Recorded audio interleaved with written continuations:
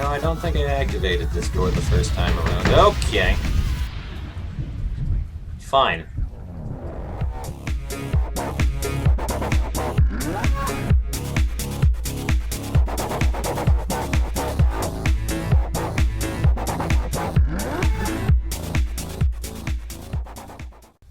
Okay, so, yeah. I actually had to set up for that introduction thing right there, because usually I don't, but I need the mouse for a minute, because the way to do that is all these RPG Maker games, if you hit the F1 key, you get to activate an options menu where you can turn off the BGM. That was the only way I could do it, which is nice. It's good working with an editor that happens to be what this game is made of, really. What is that?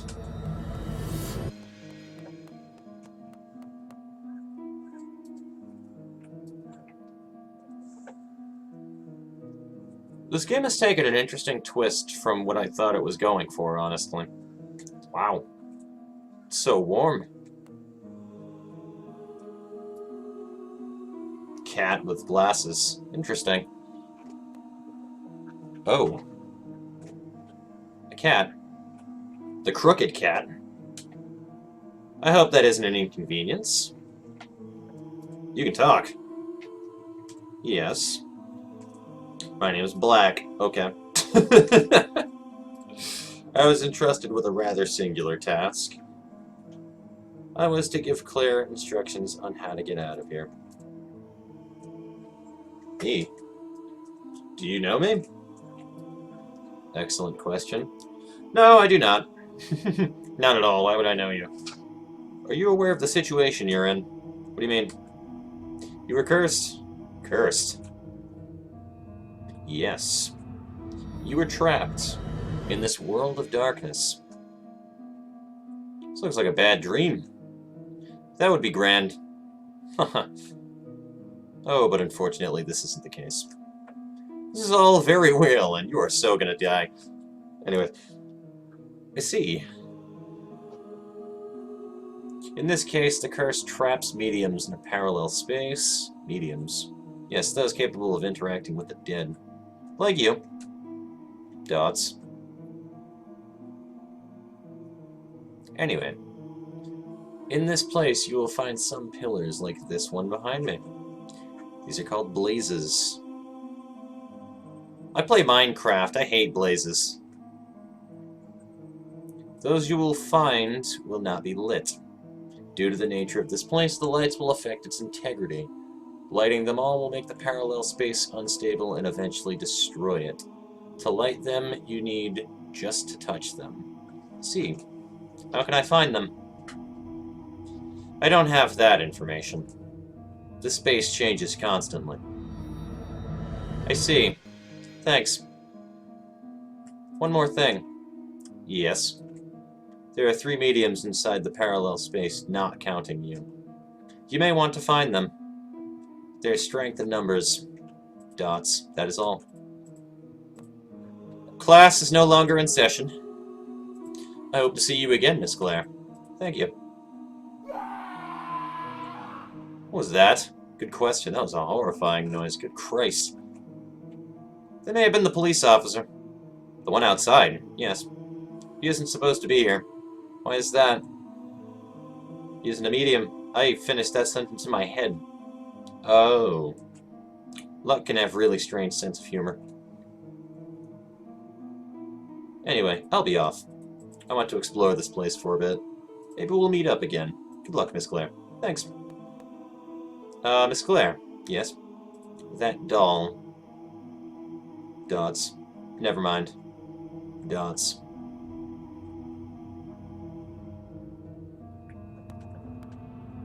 That better not affect anything in the future.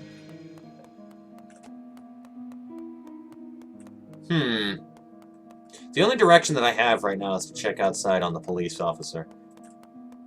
That's basically the only direction, but I like this because this horror game gives you an immediate, right now, it's taken a little bit for it to heat up, but now there's a singular goal, rather than wandering around aimlessly. See, that's the kind of thing that you need in an RPG horror game. You have already succeeded where a lot of people have failed. in that. I will say that right now.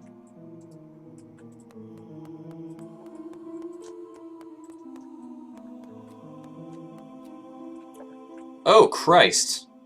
What is...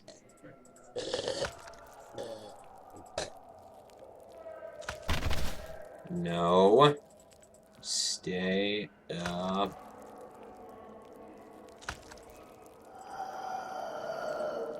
Probably just the officer without legs. Or not. What? I apologize. You were screaming and weren't responding. What happened? Well, we were at the meeting when an earthquake started. It wasn't that strong, but it managed to throw down a cabinet. I don't read R good today. You happened to be below that cabinet. Okay. You lost consciousness and we brought you to the infirmary. You weren't any injured aside from you. There weren't any injured inside. I think I might be going blind here, in case you were wondering. I see. What happened at the meeting? To the meeting? It's been postponed? It's all my... What? I need to call her. So I guess that's where I need to go right now. Holy God, I move fast. Why can't I constantly move at this speed? Like, this is crazy right now. This is breakneck speeds. I do not have anything to use. I was hoping that I, like, turned on a light right there. But oh well. There's a lot of shit going on here, and I like it. This building is quite large. I like this. Oh God, this is a cool looking room. Like, there's a lot of detail that's put into the shit in this game.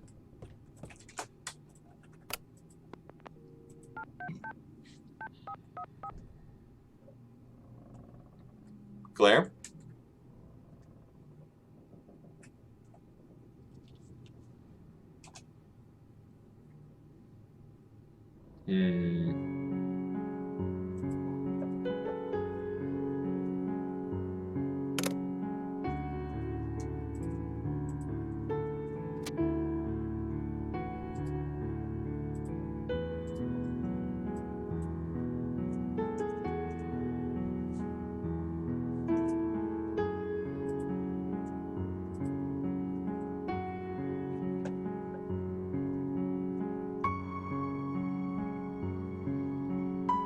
I hope that's just like a chapter completion fade that we're seeing right now.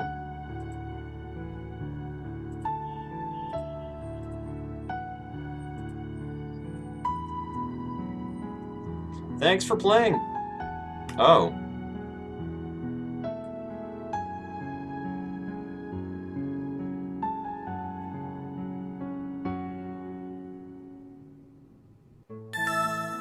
Picture gallery updated. Bonus room.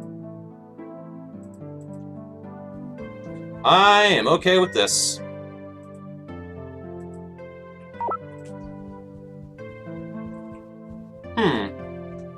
Well, first things first, we're going to explore this place because that's just how we do things around here. Wait, who the hell am I?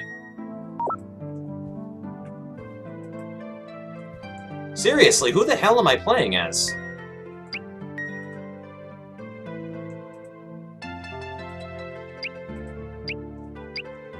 There's a lot of picture gallery shit in here that I don't have. That's a new one, too.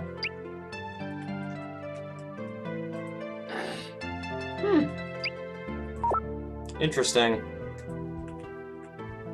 Kinda looks like I'm playing as Yandere-chan. Generic high school student. Generic high school student. Vestige, part of the broken soul, said to behave like their former selves and even have the memory of their own.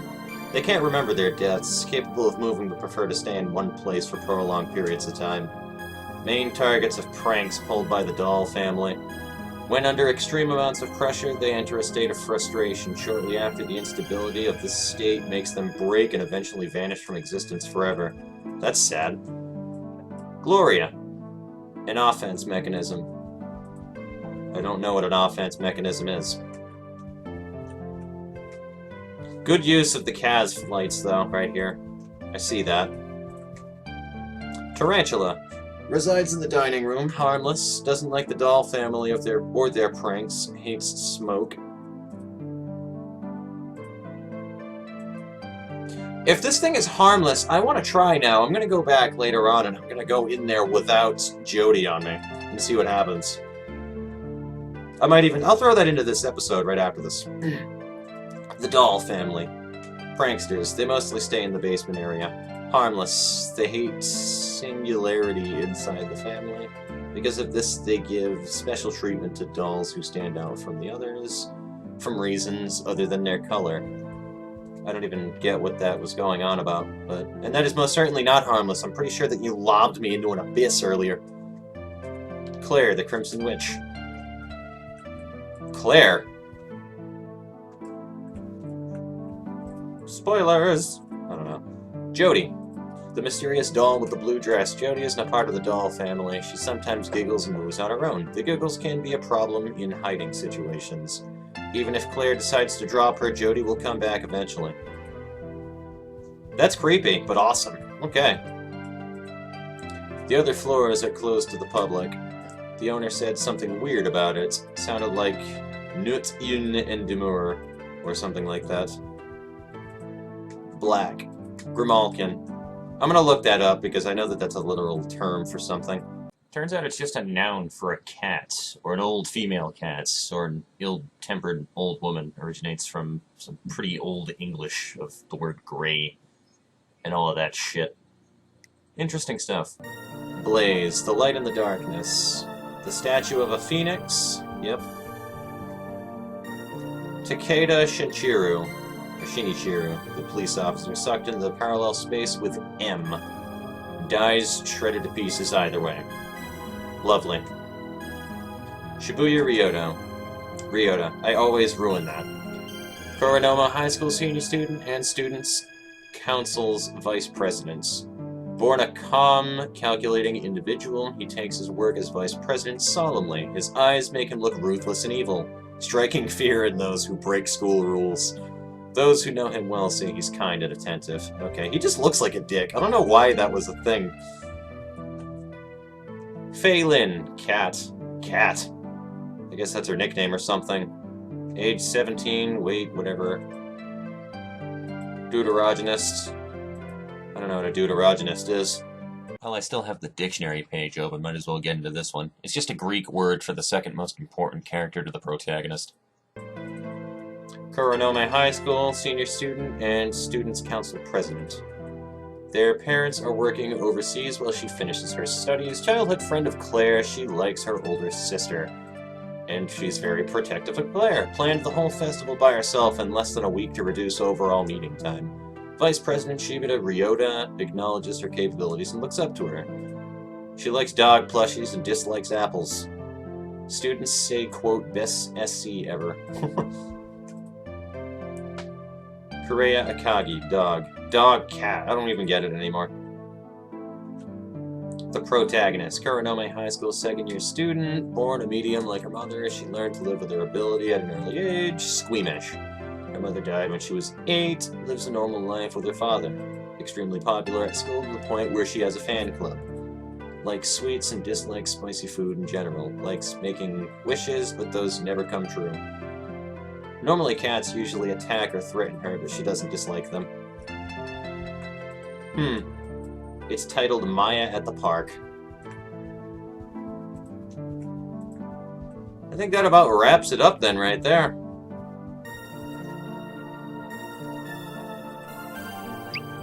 I didn't get an option to save, though. That's the only thing.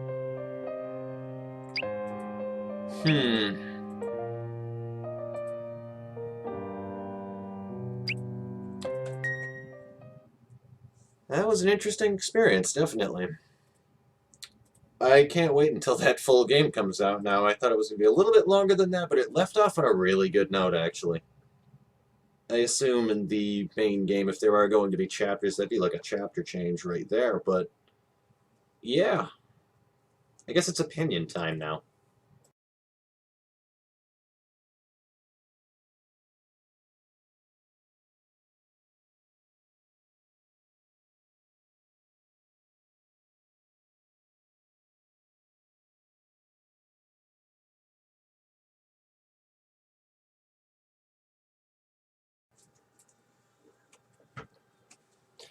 Hey everybody, Silent here. So I decided to just cut everything off at the end of that video and just put my whole conclusion analysis of Pitch Black analysis. I sound like a scientist right now. Of Pitch Black all into one little video that I'm just gonna mesh at the end of it. And oh, these, yeah, I got them for Halloween just for the fucks. So I'm having fun with them. Anyways, so yeah, we're going to go ahead with the pros, as I usually do with these kind of things. So, pros that I have written down right here, great game feel, and good horror element is the first bullet. Um, yeah, the game was really well made, and it was very immersive. There were a lot of effects that I liked going on, too, with like that end with Faye, where it fades out into the pitch black thing at the end, and then you see like the whole Fire Nation attacking sparks falling down from the top of the screen and everything. Like that's the kind of stuff that you need in order to keep your player engrossed and kind of just, it gives them something nice to look at while you're playing the game. It shows effort on the game being made. Like Mad Father had a couple of different things like that too. Like it goes a long way, definitely. Good use of the light mechanic too. That was one of the major things of the game. It maybe not so much towards the end, but like at the opening with the lighter thing, not the lighter, the cell phone light being a major important thing on how things change and where you need to go and all of that stuff. Like it was just a really well-made mechanic in general to involve into the game. There was some pretty steady forward movement in the game. I was never particularly stuck at any one part. There was also, it helped that there was a walkthrough, but there was really, and the thing that I wanted to go over with that too that I don't have written in here that I was thinking of earlier is it has a really good use of, most horror games, it's like a cliche with horror, where there are these notes written around the place by just random, for, Smitty Werben Jaegerman Jensen, who just happens to know how to be able to tell you what you need to do in the most vague manner possible. Some of them are completely bogus and bullshit and are just meant to scare the shit out of you and stuff, but that's a normal thing that's in all horror, like all horror to some extent, where there's just notes with things, and you use the hints really well to be able to insinuate where you needed to go next. I wasn't just wandering around aimlessly for a good point of the game. And when I was, it was because of just I was an idiot. And that's a good thing to have. And there was fantastic character design with this game, too. I cannot preach that one enough with games in general. To really want to enjoy a game is to have that kind of character connection that you have with them, where you don't want that character to die because I like them. They're cool, You need to have that connection in order for it to work. And unfortunately, I have to have a cons section, too, for this phenomenal game. But let's go ahead with that one. One of the main ones is that the crashing in the basement scene. I'm going to put up a picture of that right now.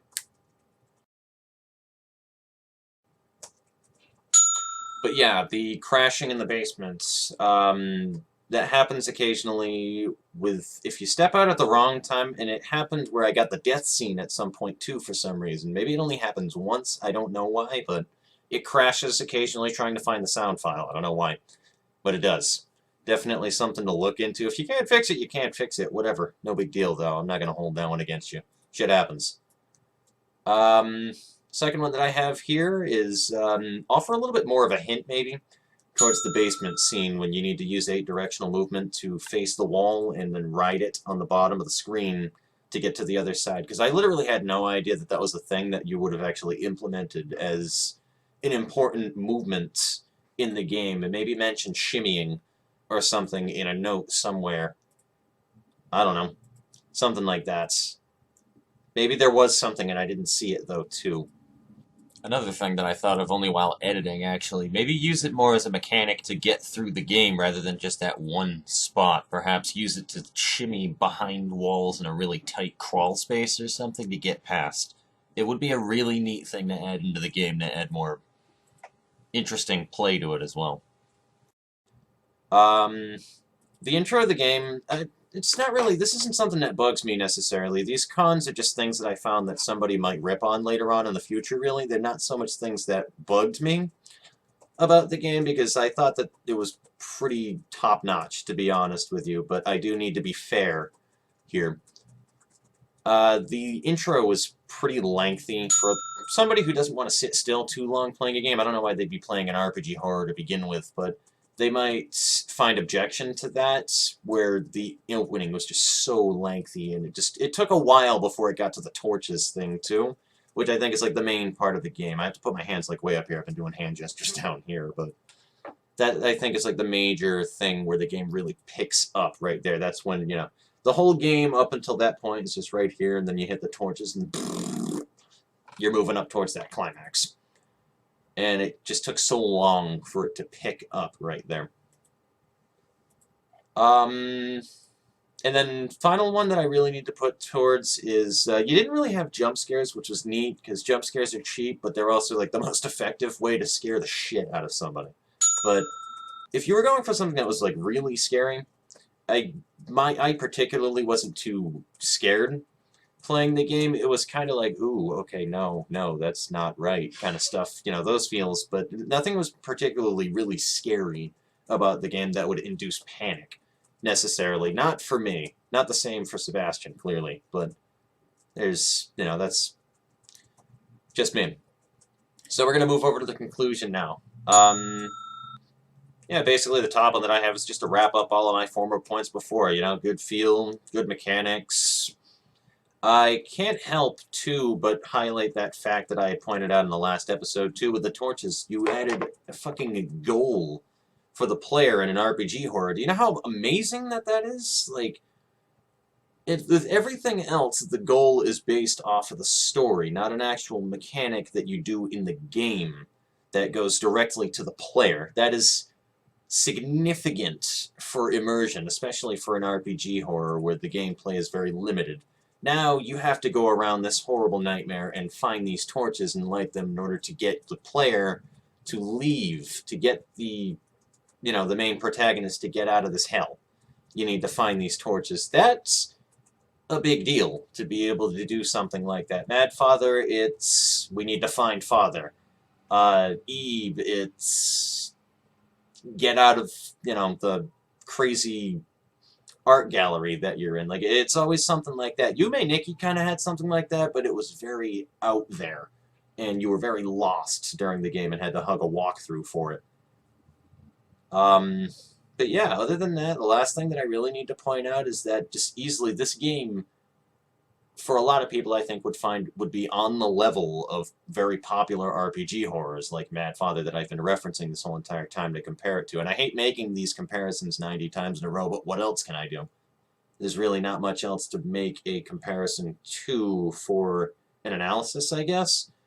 But in my opinion, I think it's better than any other popular RPG horror that I've played, honestly. This is probably the best thing that I have played to date in terms of an RPG horror. I'm not even exaggerating there. It was fantastically well made, and there's not much that I can really pull apart for the game unless I was like nitpicking it. It was phenomenal, and I cannot stress that one enough, and I can't wait until the full game comes out, so good work on it, and I'll probably be one of the first people playing it, hopefully. So, yeah, good luck with your game. Good luck, you fabulous, wonderful people, for hearing me talk about the pros and cons of a game for almost 9 minutes straight now. So, yeah, I'm going to go and do something else. I don't know, probably play Elder Scrolls Online. Catch you guys later.